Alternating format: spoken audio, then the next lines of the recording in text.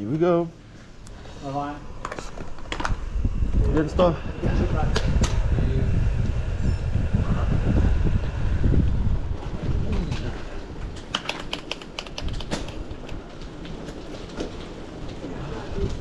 Fuck my ass, man.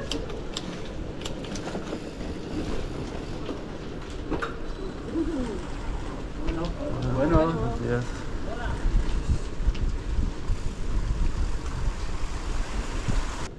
På vej op. Lige nu fra Cabaletta 6, omkring 7 grader. Og vi skal højere op, så temperaturen... lad os nu se, når vi kommer op i sumpen her, så bliver det bedre. Men ellers så er det ikke en varm dag. Det bliver lidt spændende. Det skulle blæse lidt på toppen, men den er på den anden side af toppen. Så det bliver helt vildt koldt på toppen. Up in the clouds.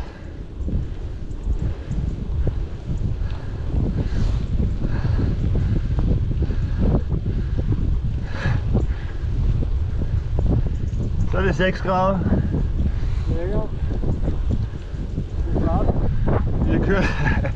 Vi har kørt 500 meter. Det er lidt grad mindre.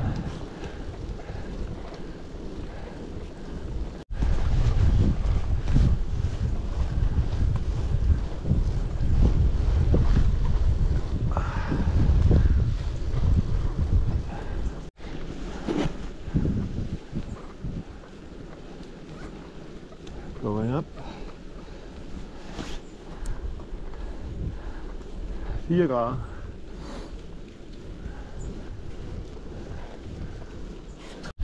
Gravel. Look at that. Yeah, you see the Mediterranean through the clouds just there in the lowest part. Oh, yeah.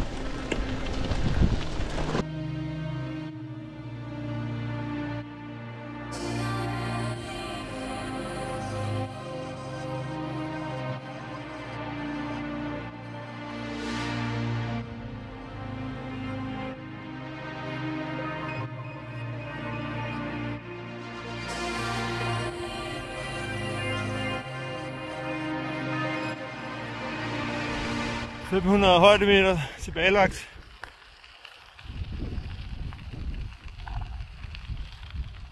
Say hello!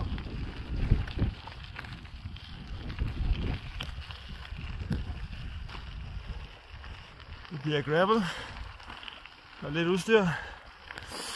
En punktering. Vi har ikke flere slanger. Det er den anden i alt. Så fandt de ud af, at vi havde fået racerhjulsslanger af cykelshoppen i graveldæks. De kunne ikke tåle at få lavere tryk, så jeg havde heldigvis en ekstra. Men ja, jeg tror vi skal have en venlig snak med dem, når vi kommer tilbage. Men nu kører det. Det har været 3 grader, lidt 8 grader. Vi skal stadig op. Go, go, go!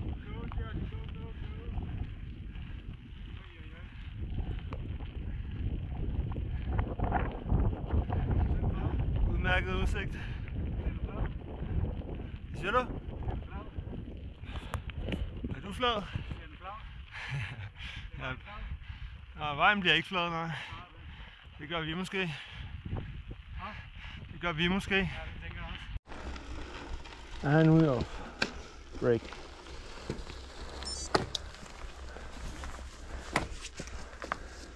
Nice with some fresh air. Oh, it's a bit too fresh, isn't it?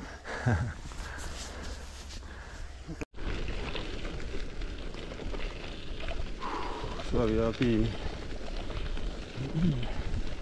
2250 meter. Nu er det trægrænsen, tror jeg. Okay. Temperaturen er sådan rimelig stabil endnu. solen hjælper. Men siger den her, ja, 6,8 grader. Men vindstille lige her, fordi vi er på sydsiden af bjerget, og vinden kommer fra nord. Så når vi kommer højere op, så skulle være 5-6 sekundmeter og minusgrader. Det bliver lidt koldt måske.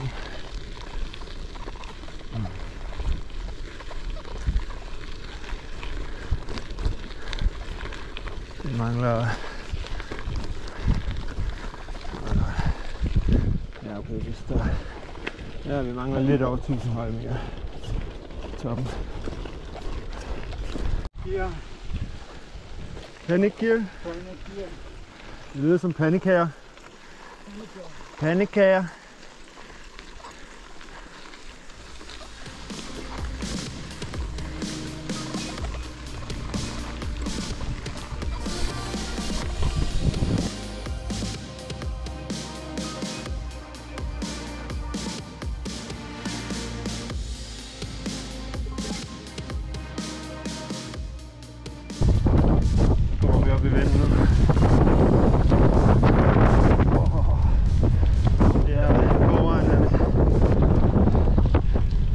Grader nu.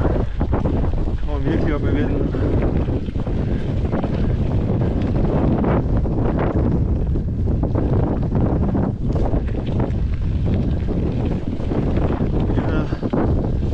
Her omkring svingen tror jeg, vi kan se toppen.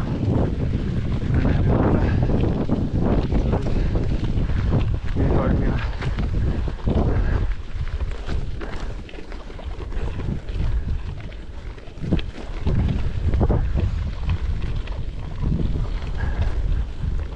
Stadig 1000 højde mere.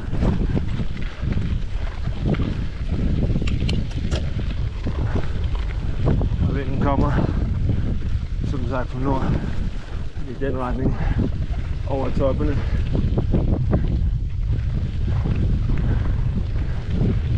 That's the top!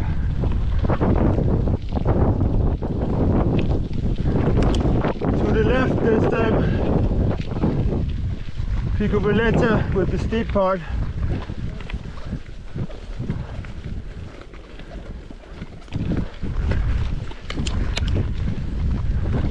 Så er der lige 14-15-16% her.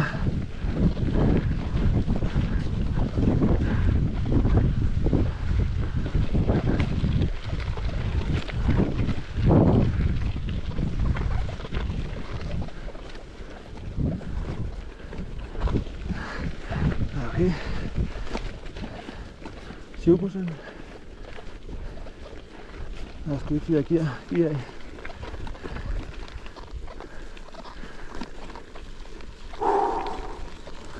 Så kommer lidt af her.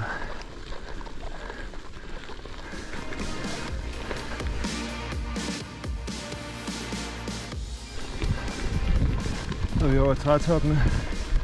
Udset. Kommer bjergbederne snart måske.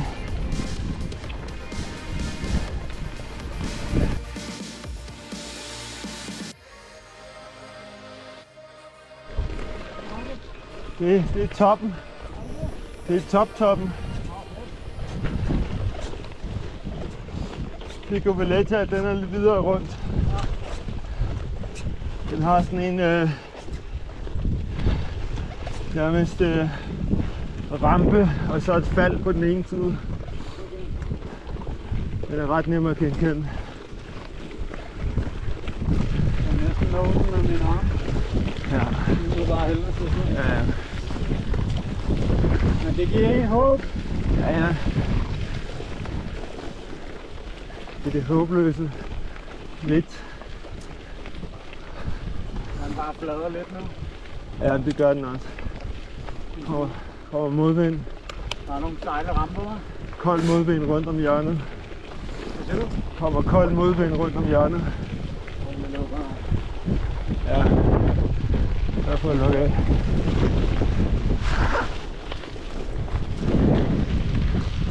Det var en krop har i morgen. Ja. Man ikke har. Det er kører jo sådan, uden at køre os ud, så... Ja. Jeg tror, det er rigtig godt. Ja, det er godt at se, at Rob han lige kører nogle flere kilometer. Har han gjort 25.000 kilometer i år? Eller vil han Det tror jeg ikke. Ja, var det 27, han regner med, at han skal køre? Altså 1,5 million højdemeter.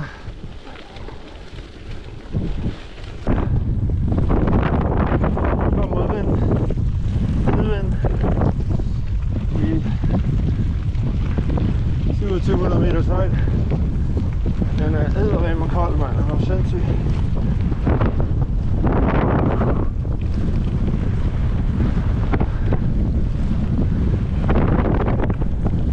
Vi får se, om vi får læg herovre. Ikke til ud.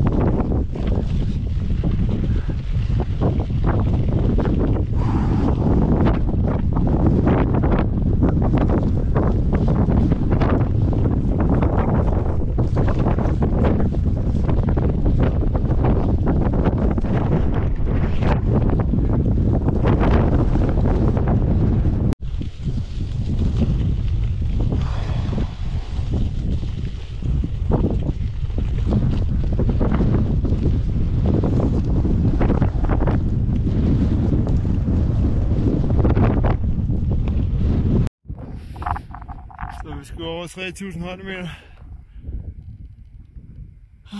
Man kan sgu ikke lige køre hele vejen i stiv modvind, og man skal lige tænke sig om også.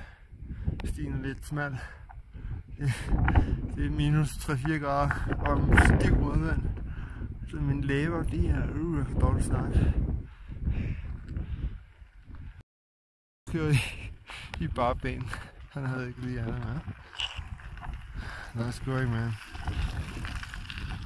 You are a Viking! I knew it!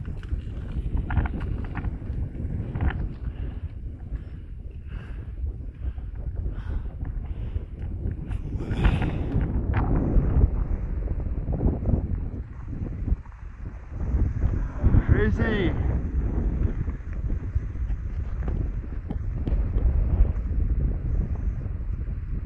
Lidt nedad, inden det går den vej rundt. Ja, lige bag der er Pico Valletta, som og forhåbentlig læg lige herovre. Nå, vi ses på toppen.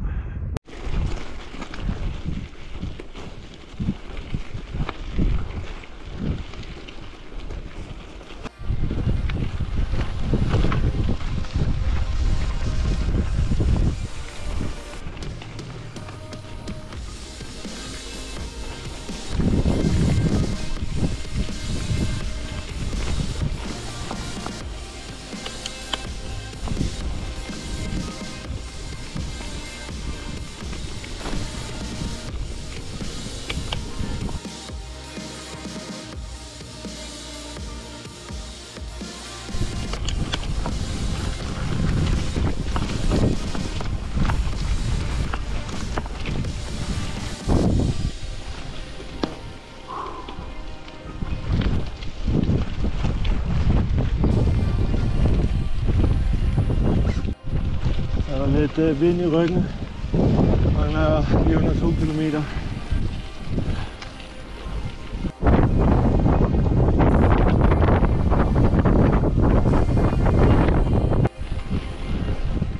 Så er der lidt sne på toppen. Tidsfaktor sindssygt. 33 meters højde cirka.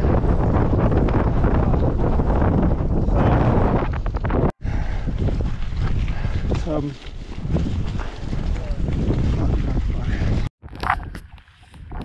You did it, motherfucker!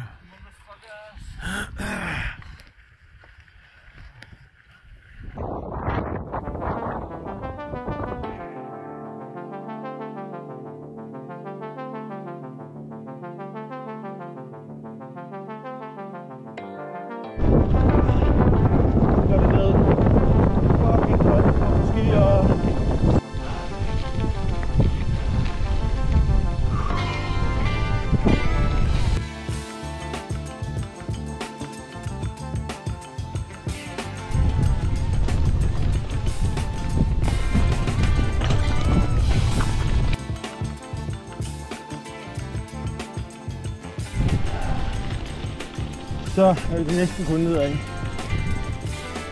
Uha.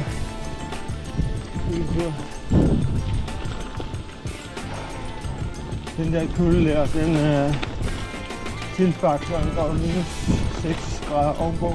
Plus ja, 10 sekundmeters vind eller sådan noget. Helt fuck. Så vi blev lidt underopfyldet korte ben. Drop nogle shorts på, altså. Så det er skide smart. Men han er ved at komme sig igen. Der er sindssygt hans brød snart. Nu bliver det godt igen.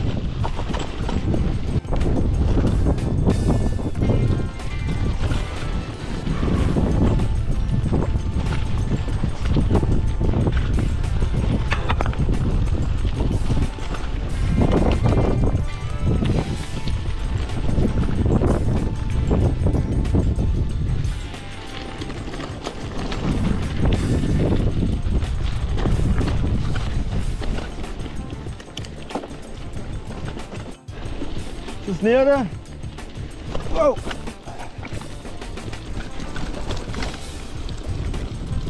Ja, nu er det dejligt, der er medvind og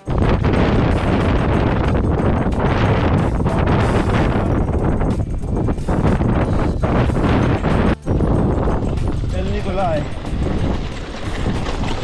Snart. Vi skal snart ud af de dårlige veje. Normale busveje på vej.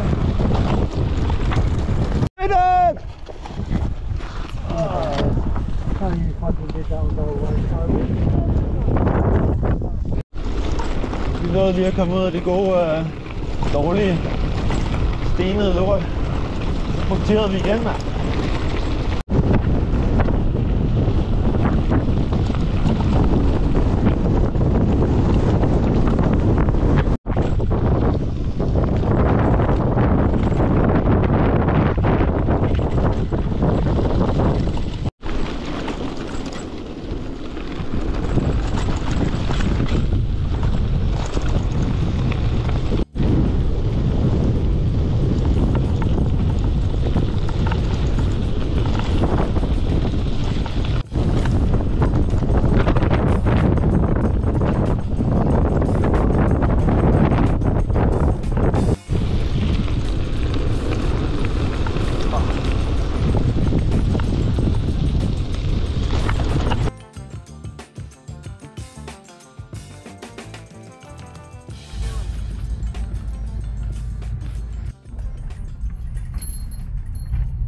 Jeg har servicevogn på her. God service, og de andre bliver sgu nødt til at cykle. Semáforo, este ciudad ahora semáforo.